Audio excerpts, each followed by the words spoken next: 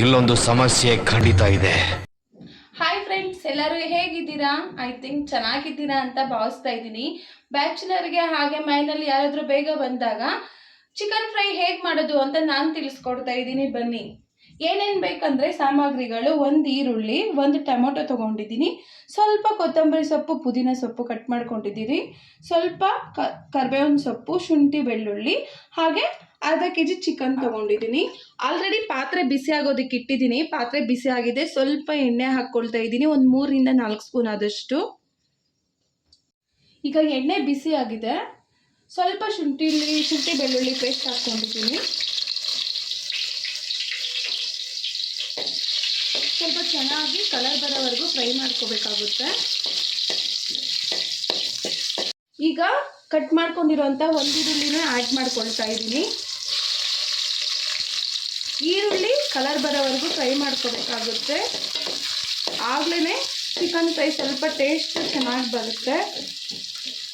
ಹಾಗೆ ಕರಿಬೇವನ್ನು ಸಹ ನಾನು ಸ್ವಲ್ಪ ಆ್ಯಡ್ ಮಾಡ್ಕೊಳ್ತಾ ಇದ್ದೀನಿ. ಅದು ಸಹ ಹಾಗೆ ಫ್ರೈ ಆಗುತ್ತೆ. ಈರುಳ್ಳಿ ನೋಡಿ ಕಲರ್ ಬರೋವರೆಗೂ ಫ್ರೈ ಆಗಿದೆ. ನೋಡಿ ಈ ರೀತಿ ಸಾಫ್ಟ್ ಆಗಬೇಕು. ನಂತರ ನಾನು ಕಟ್ ಮಾಡ್ಕೊಂಡಿರೋಂಥ ಒಂದು ಟೊಮೊಟೊನ ಆ್ಯಡ್ ಮಾಡ್ಕೊಳ್ತಾ ಇದ್ದೀನಿ.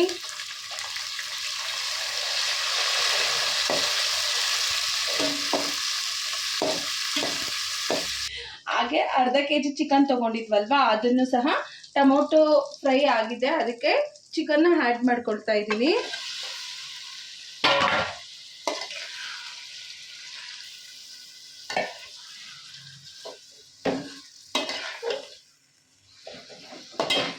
ನಾನು ಇವಾಗ ಒಂದು ಅರ್ಧ ಸ್ಪೂನ್ ಆದಷ್ಟು ಚಿಕನ್ಗೆ ಉಪ್ಪು ತೊಗೊಳ್ತಾ ಇದ್ದೀನಿ. ನೀವು ರುಚಿಗೆ ತಕ್ಕಷ್ಟು ಉಪ್ಪನ್ನ ಆ್ಯಡ್ ಮಾಡ್ಕೊಳ್ಳಿ. ಸ್ವಲ್ಪ ಅರಿಶಿನ ಪುಡಿನ ನಾನು ಆ್ಯಡ್ ಮಾಡ್ಕೊಳ್ತಾ ಇದ್ದೀನಿ, ಒಂದು ಚಿಟಿಕೆ ಆದಷ್ಟು. ಚಿಲ್ಲಿ ಪೌಡ್ರನ್ನು ಸಹ 1 ಸ್ಪೂನ್ ಆದಷ್ಟು ನಾನು ಆ್ಯಡ್ ಮಾಡ್ಕೊಳ್ತಾ ಇದ್ದೀನಿ. ಉಪ್ಪು ಹಾಗೆ ಚಿಲ್ಲಿ ಪೌಡ್ರನ್ನ ಆ್ಯಡ್ ಮಾಡ್ಕೊಂಡಿದ್ದೀನಿ. ಸ್ವಲ್ಪ ಅರಿಶಿನ ಆ್ಯಡ್ ಮಾಡ್ಕೊಂಡಿದ್ದೀನಿ. ಈಗ ಎಲ್ಲನೂ ಮಿಕ್ಸ್ ಮಾಡ್ಕೋಬೇಕಾಗುತ್ತೆ. ಒಂದು 10 to 15 ಮಿನಿಟ್ಸ್ ನಾವು ಚಿಕನ್ ಬೇಯೋದಕ್ಕೆ ಬಿಡಬೇಕು. ಅದರಿಂದ ಸ್ವಲ್ಪ ಹೊತ್ತು ನಾನು ಪ್ಲೇಟ್ ಮುಚ್ಚಿಡ್ತಾ ಇದ್ದೀನಿ. ಸ್ವಲ್ಪ ಪ್ಲೇಟ್ ಎತ್ತಿ ನೋಡೋಣ. ಚಿಕನಲ್ಲಿ ಈ ರೀತಿ ನೀರು ಬಿಟ್ಟಿರುತ್ತೆ. ಆಗ ಸ್ವಲ್ಪ ಮಿಕ್ಸ್ ಮಾಡಿಕೊಂಡು ಮತ್ತೆ ಪ್ಲೇಟ್ ಮುಚ್ಚಿಡಬೇಕಾಗುತ್ತೆ. ಯಾಕಂದರೆ ನೀರು ಈ ರೀತಿ ಇರೋದ್ರಿಂದ ಚಿಕನ್ ಬೇಗ ಬೇಯುತ್ತೆ. ಚಿಕನ್ ಮಸಾಲಾನ ನಾನು ಆ್ಯಡ್ ಮಾಡ್ತಾ ಇದ್ದೀನಿ.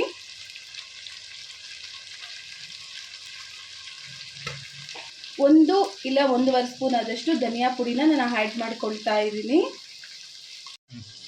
ಈಗ ಎಲ್ಲನೂ ಮಿಕ್ಸ್ ಮಾಡ್ಕೋಬೇಕಾಗುತ್ತೆ.